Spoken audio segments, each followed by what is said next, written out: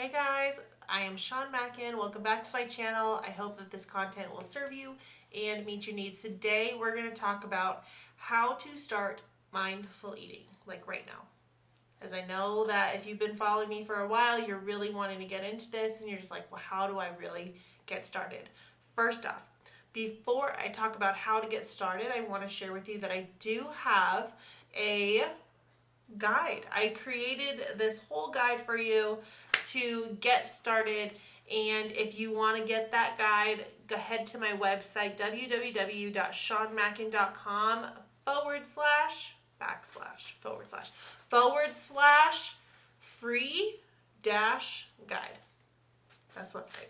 So click that, and then once you get in there, you'll should get an email right away that has that guide if you want to go straight into it. Otherwise, I'm going to talk about it a little over here as well, and I hope this content will serve you. And I have to always take off my glasses, and I always put them on first because I'm super blind, but then I'm like, man, I look at my face, I'm like, I just see this like green blob on my eyeballs. It drives me crazy. But anyway, so let's get into this. How to start mindful eating. Okay. It's really mindful eating. If you went and watched the video too about what is mindful eating, you know, it's just learning to listen to your body, your body's cues, and choosing the foods that meet your body's needs. That's all it is, right? But to break it down into more simple steps even than that, it's about listening to your hunger. You know, I want to think about, I can tell you about all the times that I grew up and whenever I feel hungry, I was so upset. I always was like, man, this is why I can't lose weight. I always am feeling hungry, and then I feel like I need to eat the most amount of food possible to feel completely and totally stuffed, and then I'm uncomfortable, and I'm unhappy, right? And maybe you've been there. Maybe you've made those kinds of decisions, but eating when you're hungry is crucial to losing weight. First of all, a lot of people don't eat when they're hungry at all. That's called snacking. I absolutely dislike snacking now because I'm like, wow, food even tastes better when I'm hungry than when I'm not hungry. But, you know, it's important to eat when your body says it's time to eat. You don't eat when you're really full, right? You don't eat in the middle of the night in the dead sleep. We don't. We're sleeping, right? We're focused on other things. And the reality is there's more to life than food. And so food is there for when we're hungry. So that is like the first step. Eat when you're hungry. In my coaching plan, we really go more in depth in talking about your hunger and making it personal for you. But for the sake of time in this video, because I don't want to be forever, eat when you're hungry.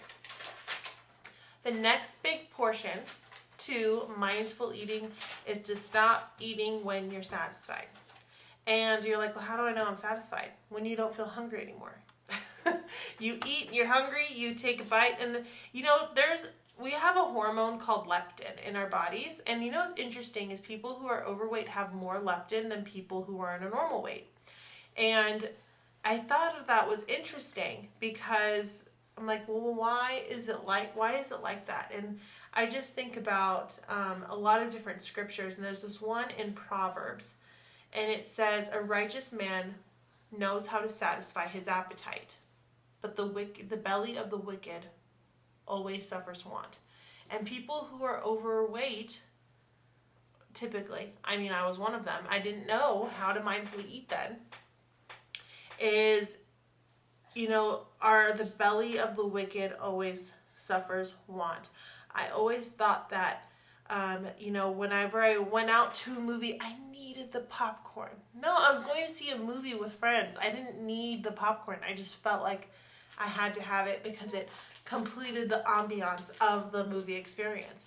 Or, going out with people who were hungry and they wanted to go get In-N-Out. Okay, well, I wasn't hungry, but I would go get In-N-Out regardless because I didn't want to be that weird person not eating. I was in wanting of looking normal, of being afraid of what other people thought of me. And I'm not saying I was wicked, but I think the wisdom applies to a person who strives to do it what's right versus who really doesn't care.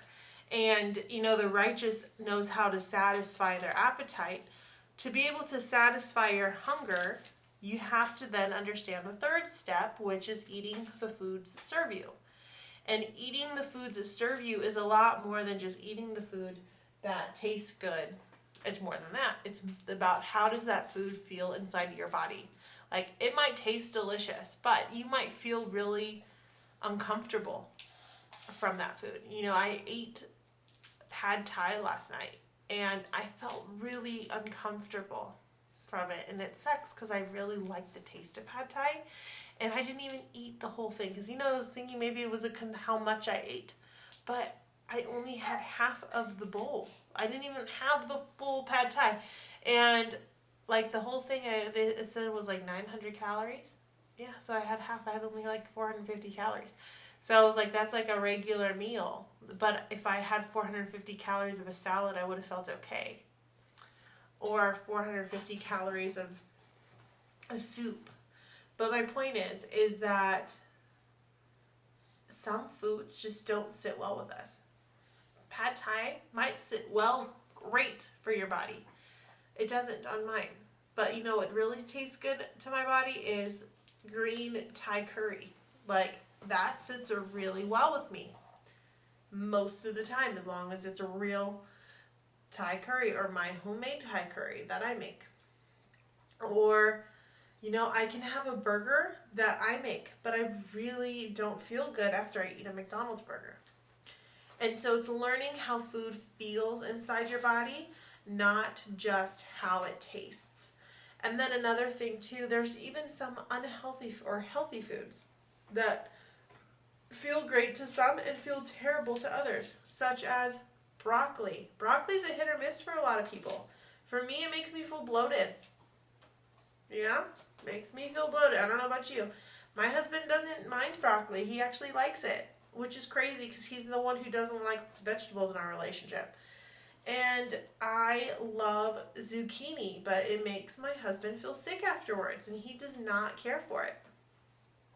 He also has an emotional trauma with the zucchini, but, you know, I can't judge that. You know, you do you, boo. But otherwise, he doesn't really particularly care for it. So, anyway, that's how you start mindful eating, is becoming aware of your body's sensations with hunger, with satiety, and your food choices.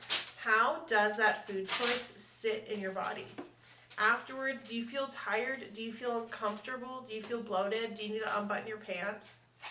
Or are you relaxed? Do you have energy? Are you feeling warm or refreshed, or you feel light?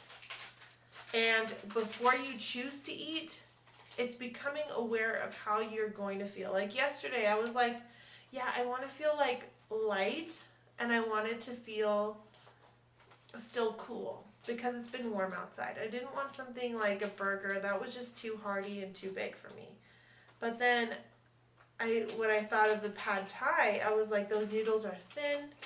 And I guess it just depends on the place, but a lot of times too, they don't go heavy on the sauce. There's a lot of vegetables in there. This one was kind of overwhelming with a lot of stuff. There was egg, there was shrimp, there was chicken, there was noodles, there was vegetables. I think that's why my body didn't sit with it well, because if I go to a Thai restaurant where I have pad thai, I don't feel that way, but there isn't that many kinds of combinations of foods in just one plate of food. She's playing with a book, if you're curious. And I think she's trying to figure it out how to not get it off her foot, and she can't, so she's getting a little fussy. It's kind of funny. But anyway, so that is how you start mindful eating. If you want this on paper, SeanMackin.com/free-guide. That's going to get you your free guide into mindful eating.